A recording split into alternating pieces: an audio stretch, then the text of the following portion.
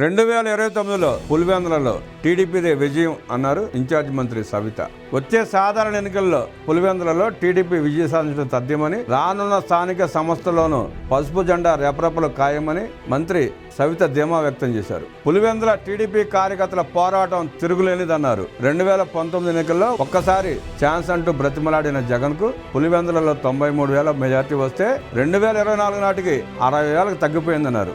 ఈ majority TDP ఎమ్మెల్యేలుగా ఎన్నికైన వారందరికీ వచ్చిందన్నారు. అధికారంలోకి వచ్చిన నాటి నుంచి రాష్ట్రాభివృద్ధి ధ్యేయంగా సీఎం చంద్రబాబు నాయుడు కృషి చేస్తున్నారని మంత్రి సవిత తెలిపారు. సీఎం చంద్రబాబు కుప్పం, పులివెందులను వేరువేరుగా చూడటం లేదన్నారు. రాష్ట్రంలోని అన్ని నియోజకవర్గాలను కుప్పం మాదిరిగానే అభివృద్ధికి చర్యలు తీసుకుంటామన్నారు.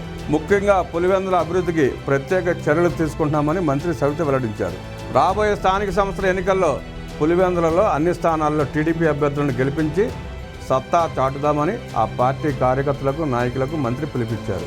1,02,00,000కు పైగా కార్యకర్తల బలం టీడీపీ సొంతమని మంత్రి సవిత తెలిపారు. ఆస్తులు, ప్రాణాలు కోల్పోయిన తెలుగు తమ్ముళ్లు తమ భుజాన ఉన్న పసుపు జెండాను దించకుండా టీడీపీని విజయతరాలకు చేరుస్తున్నారన్నారు. అందుకే ఏ పార్టీలోని దక్కని గౌరవం టీడీపీలో కార్యకర్తలకు దక్కుతుందన్నారు. మంత్రి నారా లోకేష్ కార్యకర్తలకు అండగా నిలుస్తూ జీవిత బీమా సౌకర్యం కల్పించారన్నారు. పార్టీలో చిన్న చిన్న సమస్యలు ఉన్నాయని, ప్రతి కుటుంబంలోనూ ప్రతి పార్టీలోనూ ఇటువంటివి సహజమేనని మంత్రి తెలిపారు. ఆ సమస్యలను కూర్చుని పరిష్కరించుకుంటామన్నారు. కష్టపడే కార్యకర్తలకు పార్టీ అధిష్టానం ఎప్పుడూ అండగా ఉంటుందన్నారు. టీడీపీ కార్యకర్తలకు, నాయకులకు అన్ని వేళల్లో అందుబాటులో ఉంటానని, ఫోన్ ద్వారా కానీ వ్యక్తిగతంగా కానీ సంప్రదించొచ్చని మంత్రి సవిత భరోసా ఇచ్చారు.